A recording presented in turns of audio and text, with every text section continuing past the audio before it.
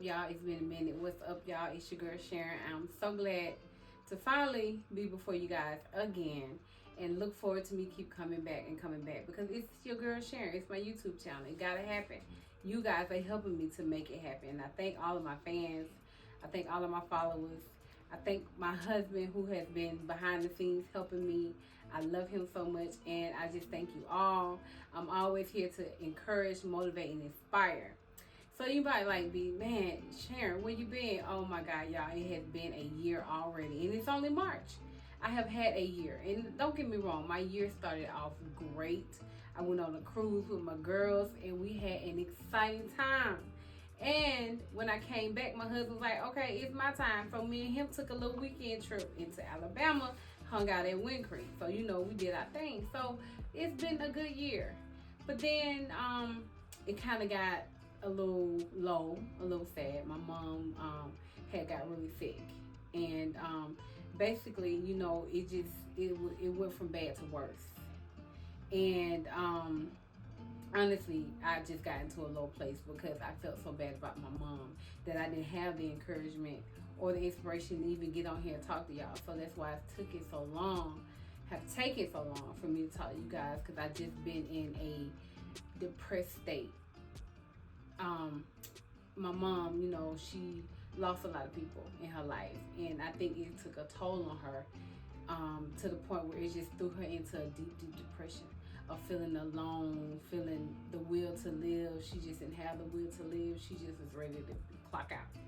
And I noticed it more and more every day, and then one day it just was too much for me to bear. I could not get her to respond. I could not get her to speak. So I took her to the emergency room, and she got there, and she was only 75 pounds, y'all. My mom, only 75 pounds. And keep in mind, this is the lady that years ago was the party girl. If it's her birthday or if it's your birthday, we're going to dance. We're going to have a couple of cocktails. We're going to kick it, sing, do all of the above. She was the one. She was the life of the party. And to see that person become not the life of the party, become the person that just don't want to smile, not live, it was very hard for me. And it just took me to a place that I thought I would never go, because it's my mom. And for anybody out there who has, you know, your parents are still living and you see them, it's hard for us to see our parents grow old, become elderly. You know, it's because it's almost as if they're turning into kids. You know, if you could say that you become the parent and they become the kid, because now you're taking care of them, you're helping them get around. You know, especially when they've been in the hospital for a long time, you gotta help them learn how, you know, it's like rehab, learning how to walk again, learning how to feed themselves, go to the bathroom. It's a lot, but you love your parents, so you'll do that. But for me, my mom been with me for quite some time now, been living with me and my family. And, you know, when she first came in, you know, she was working, she was mobile, she was doing things, getting out, hanging out with her friends from time to time. And then after retirement and kind of just being at home, she kind of just became in the house all the time and not really hanging out with her friends and not really talking and getting out. And I noticed the change, but I thought, oh, okay, maybe, you know, she's in retirement, maybe this is just how she want to be. Then realized that, you know, as time was going by, she was really getting depressed. Didn't realize that. And see, that's something that we have to be very careful of. And not just our parents, but our families and our friends in general. When you see them not themselves, or when you see them acting differently, something that you know they don't normally do or wouldn't normally do, check in on them. You know, check in and say, hey man, you okay? What's going on? We haven't hung out in a while. You haven't called, or I haven't seen you do things. Check on your family, because there could be something going on that you don't even realize. Because in our day-to-day lives, we're so busy, so caught up in ourselves sometimes that we don't even think about nobody else, right? So check in on your family. So like I was saying, I've been gone for a while, and the reason why is because I've been dealing with my mom. And let me just say something. You have siblings. If you have siblings, we have to be careful as siblings, because it's easy to judge or to think, if you're not the one living there, that something's happening that you don't approve of. But let me just say this, and I'm speaking for every caregiver, every sister, brother that's sitting with their parents. Listen, don't think that just because they're living with them, they getting the benefit. Not the truth. the benefit that I am getting is it's my mom and she's here with me and we've gotten close. That's the benefit. That's not using her. That's not mistreating her. I love my mother with all my heart. She took care of me. So guess what? Now it's my turn to take care of her. So getting understanding, siblings, talk to each other, know what's going on. And don't be so hard on the one that's there all the time, because you don't know what they're going through when they're there all the time. I have heard many caregivers in my life who have been the one and say, you know, when their sisters and brothers would come, they didn't want to take up the slack. But I'm gonna say, for me, my sister came and she did take up the slack. She came, she helped out. My brother came, he did what he could. But the thing that I noticed is it took her to get sick. I hate that it took her to get sick for us to come together, but we had to come together, and I thank God for that. But these are things that we have to work on before our parents even get sick, of making the relationship happen. Because I'm a mother. I only have one son, but if I had more than one son, it would bring me joy to see my kids come together and have a good time together. And I know that's what she wants. She always talked about her kids coming together. But I'm just speaking in general, because this needs to be said. There are a lot of people out there taking care of their parents, and people don't understand what it takes to take care of a person. Not even just your parents. If you take care of your kids, being a caregiver is hard work, and it's a lot of work. And you got to be passionate about it. You got to be loving about it. You got to be kind, and you got to be spiritual. And for me, I need God here to help me. So I'm praying for all my caregivers out there. I got y'all back. Reach out to me if you are a caregiver and you want prayer. I'm praying for you.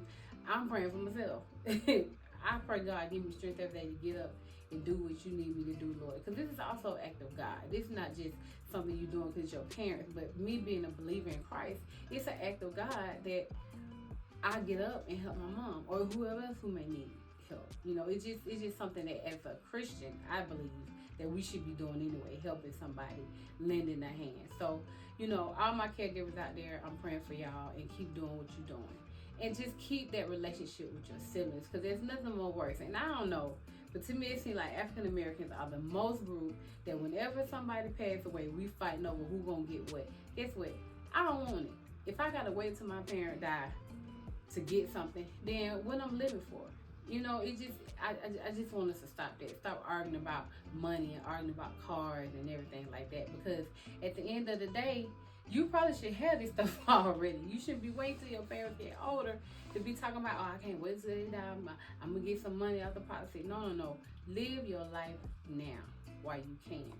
So when your parents do live here, you still good. Because the one thing about parents is they want to make sure their children okay before they leave here. And some of them sit and wait. And it may sound crazy, but some of them don't pass on or they don't die because they're worried about their kids. So they stay struggling, they stay suffering because they're worried about their kids. Don't put that burden on your parents. Show them that you're okay. Show them that you can take care of yourself and that you will be just all right, whether they're here or whether it's their time to go. We hate that moment, but guess what? We know two things in this life. You born, you die. That's those two things that's going to happen. And we cannot change the date. We don't know when the date is. We don't know how it's going to come, but we know it's coming. So we have to live now and don't wait till somebody passes for you to benefit off of that. No, it's not the way to live. Second, you know, the other thing that I want to talk to you guys about is set yourself up. Get ready for your time, because our time is coming. But what I'm learning in these moments when I lost my uncle last year and looking at my mom is making sure your paperwork and your documents and stuff are together, because you don't want to have to go through all that when somebody has passed, because it's already hard enough dealing with them passing, but now you got to deal with, oh my God, what are the insurance papers at, or is it paid, or is it full, how we gonna bury this?